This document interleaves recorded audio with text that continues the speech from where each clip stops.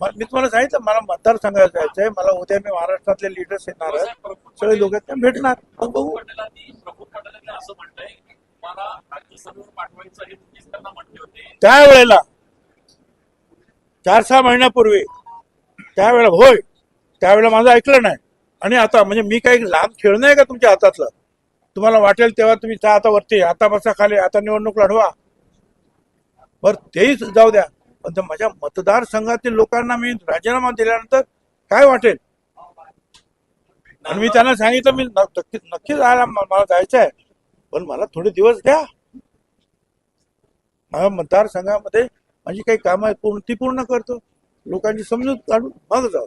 म्हणजे तुम्ही म्हणणार बस बस उठ उठ, छगन भुजबळ तसा मनुष्य नाही. कार्यकर्त्यांनी जे आहे आपलं दुःख, आपली निराशा, आपली उद्विग्नता जी आहे ती प्रत्येकाच्या आपल्या वेगवेगळ्या भाषेमध्ये त्यांनी मांडली. आणि मी पण त्यांना जो आहे जे काही झालं आहे गेल्या